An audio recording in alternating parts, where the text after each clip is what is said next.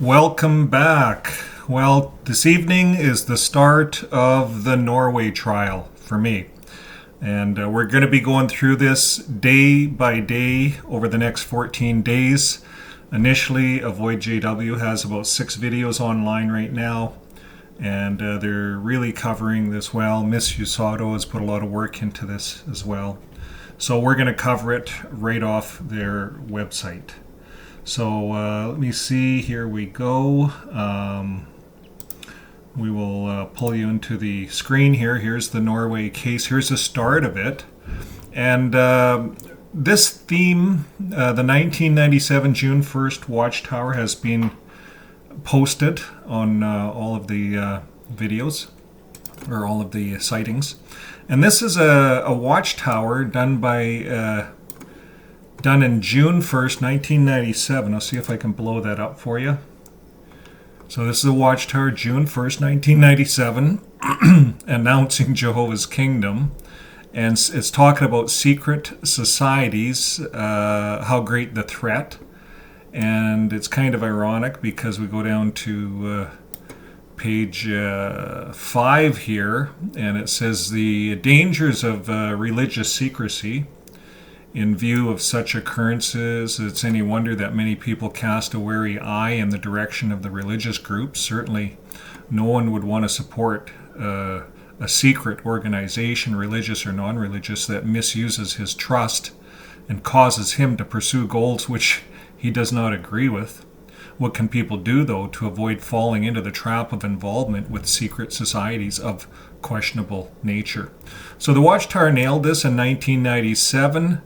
But did they know that they were talking about themselves? Today, the modern day them. You see, back in 1997, I didn't hear of them shredding records or teaching their elders how to shred records when it comes to hiding pedophilia, hiding crimes within the religion, and hiding the pedophiles themselves from the congregants. So the congregants don't even know who the pedophiles are. So this is the danger of religious secrecy. It's all done through a secret elders book, which we've covered so many times. If you look at my last video, I covered that. And this is definitely a secret religion that lives up to their own watchtower of 1997. So very well done by Avoid JW, pulling that out. Now this is the Norway case. This is Risdell, their lawyer. He's the lawyer that they started with. He looks a little pissed off, like he's trying to win this case this time. We'll see what happens. Here's what Risdell says. He says, "We believe that the fundamental principles of religious freedom disappeared from the district court's attention far too early," says Anders Risdell, legal counsel for Jehovah's Witnesses. And then on the other side, Jan Frode Nilsen says this is not a court case about something that should be banned or about adjusting the teachings or practices of Jehovah's Witnesses. The case is ultimately about money. And isn't that the case? It's all about money. We're going to look at this. This is an article done by Vartland in Norway, written by Caroline Tinham Gilgy. Now, it starts out by saying Jan Frode Nielsen is one of several former members of Jehovah's Witnesses who are listed as witnesses when the religious community once again meets the state and the court. And the background to the case is that the state has denied Jehovah's Witnesses state subsidies for the years 2021 to 2024, as well as public registration as a religious community.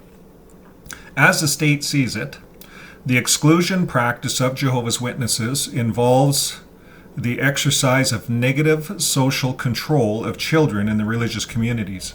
And that prevents the right to free withdrawal. You know, if you want to leave the religion, you can't. This is in violation of the Religious Communities Acts, which regulates, among other things, subsidies for religious and life belief communities. Jehovah's Witnesses, for their part, believe that the state has violated several fundamental human rights by putting their foot down for them.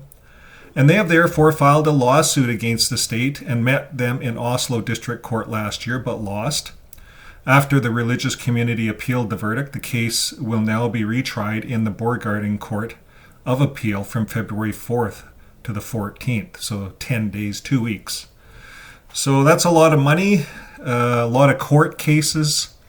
Now it goes, the next title here is Negative Social Control. The state therefore claims that the practices of Jehovah's Witnesses prevents free withdrawal with their exclusion practice.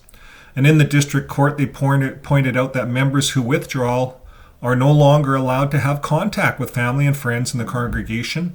This can make them feel pressured to remain in the religious community. And this also applies to children, as one can be baptized and accepted as a full member of the religious community before you're 18. 2 months later, the court concluded that the conditions have been met to deny Jehovah's Witnesses state subsidies and registration under the Religious Community Act. And the decisions are therefore valid. And the state subsidy for Jehovah's Witnesses, the 12,686 members, amounted to approximately 16 million Norwegian dollars in 2021. And that's about 1.4 million US. And since then, the religious community has not received any subsidies for its members. So that's 2021 to 2024. That's 3 years, or 2021, 22, 23, 24. So that's 4 years of 1.4 million US. So 1.4 million times 4 would be 5.6 million US. That's what they want. Plus, they want to win the court, and then they want the court to pay all the costs. That's what they really want. Now, since then, the religious community has not received any subsidies for its members. So when you look at that, for 12,000 members, that's not a lot of members, and they're getting 1.4 million every year. That's a pile of money. And this religion, it sends all that money that the government gives them to New York. They don't help the poor in the country. They don't help the needy. They don't do anything. They send the money to New York so New York can build Ramapo, among other things, and fight off lawsuits all over the world of pedophilia. This is what this organization is about, folks. So don't let any of this fool you. They're in court for a reason, a good reason. And as we continue our video campaign here, we're going to be pounding out a lot of videos over the next few days to catch up to the court system. There's about 4 or 5 videos I'll be doing tomorrow. So you're going to see the channel fill up with all the day's videos, and you can watch each video day by day. Void JW did such an excellent job journalizing this, and we're gonna get this out on video. So thanks again to everyone involved. Jehovah's Witnesses believe they believe they are being stigmatized. And their lawyer, Risdell, he's the legal representative. He believes that there are 2 points in particular that they have to cover. He says, we believe the fundamental principles of religious freedom disappeared from the court's attention far too early. As Risdell sees it, the denial of state funding would be a violation of freedom of religion and assembly, and it has negative consequences for the religious activities of the community, and of course it will. And in his closing remark, he refers to the judgment in the European Court of Human Rights and believes supporting this understanding of the law. So they've been doing this. This has been their game tactic. They're trying to pull in this guy from the European Human Rights, and the court denied it. They tried to pull in Massimo. The court denied it. They've heard it all. It's not those apologists can't help this situation. It's very simple. They have underage children that are getting disfellowshipped. It's quite simple. It breaks their child welfare, how they deal with children. And that's really child welfare in every country deals with this. So as we move forward on these videos, we're going to see that all of the countries are using different tactics. Here in Canada, I just ran a video. They're looking at taking the charity status away from these religions that are not doing anything to help the public, help the poor, help the needy. That's what charity status is about. Jehovah's Witnesses, like Scientology, they do not do that. They have to hire apologists like Massimo to come in. And Massimo, by the way, he's bitter winner. And he was head of the Vampire Association, among other things. He's kind of a strange guy if you look into him. But this is who Jehovah's Witnesses are using. He's a Catholic. and a Catholic lawyer. So that's all they have, is they have to go to the Catholics and get some help. So here, Risdell, he sees it as a denial of state funding would be violation of the freedom of religion and assembly. There'd be negative consequences, and as an example of how Jehovah's Witnesses are affected, they can't perform weddings in kingdom halls, as well as a general stigma that follows from the decision to deny registration. And there should be stigma for them. They should be ashamed of themselves for the shunning. They should be ashamed of themselves for killing people with their blood doctrine. They're avoiding medical procedures involving blood. They're killing thousands of people every year. And this religion should have shame written all over their faces. So this is great that this is happening in the Norway court. Calls for evidence. Shouldn't the state be able to impose requirements on religious communities that they support? Yes. But you cannot base a denial of state support on the fact that a religious community does not act in the way the Norwegian state wants, as long as what they are doing is exercising their own religious beliefs. In addition, Risdale believes the state has not proven that children's rights are violated in Jehovah's Witnesses, and they have not presented a single piece of evidence that children had their rights violated. On the other hand, there are a number of adults who have left the congregation who have made strong accusations, but that is something other than investigating the matter objectively, he says. So we all know that this is all fluff. These are all lies because they do disfellowship children. My daughter was disfellowshipped. She was young. She was 15. And 15, 16, they disfellowshipped her. She was disfellowshipped not for 6 months, but for 2 years. And they really wanted to prove a point because I brought it to an appeal. And when you do that, they give you they throw the maximum of sentence upon you as a family. And that's why I quit. I moved. My daughter moved, and she still stayed as a Jehovah's Witness. To this day, she doesn't talk to me, and it is disappointing. But this religion is coming to its end. I know that, and I know that all of these JWs will soon wake up one day. So, no practical consequences. Former Jehovah's Witnesses, Jan Fro Nilsson, finds it difficult to see that the Jehovah's Witness freedom of religion has been violated by denying them registration and state subsidies.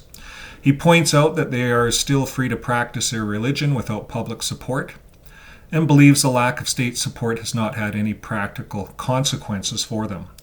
Jehovah's Witnesses still transfer tens of millions, and this is an important point, tens of millions they send of the Norwegian krone to the religious community internationally. And it goes to New York, Warwick, New York. All the money goes there, and they own everything. And in that way, he says, I believe the matter has less of a fundamental importance than many have expressed. Now, the next subheading is increase. Jehovah's Witnesses increased their gift income in Norway by a full 20 million kroners, 1.8 million in 2023. A total of 118 million kroners, 10.3 million. And this means that the religious community has a profit of 5.9 million this year. And the religious community sent 53.8 million out of the country. You see, and this is what they do. They send the money out of the country. Now, it's interesting that they got these facts from the Norwegian government. You see, typically Jehovah's Witnesses are not transparent. You cannot get this information out of them. But we do know that all of their money goes to New York, and we do know that this religion is not a religion. It's a cult. It's not a religion that's designed to help people with charity. They pretend to be charitable, but they're not. They're absolutely not. They go door to door. They waste lots of money on gas, polluting the atmosphere. There's a big waste on trees. All these trees are knocked down to print their garbage watchtowers. They view the watchtower as from God over the Bible. We ran this on many videos. Our last 2 videos, you can look at it. I've actually brought out the Elder's book to show that. So here you go. They sent 53.8 million to the governing body. So the governing body can fight pedophilia all over the earth, and that's really what they need the money for. It's really what they need it for, because they've made such a thing of hiding it, the blood transfusion thing and the shunning. This religion cannot stand.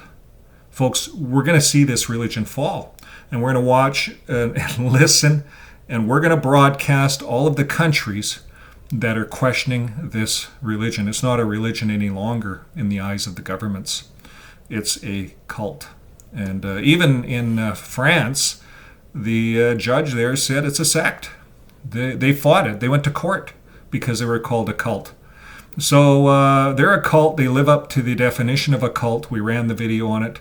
Now, about this case, Jehovah's Witnesses filed a lawsuit against the state after the state administrator of Oslo and Viken in 2022 deprived Jehovah's Witnesses of state subsidies and re-registration as a religious community. The verdict was handed down in the Oslo District Court on Monday, March 4th, 2024.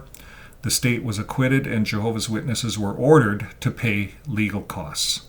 So yes, they were ordered to pay legal costs.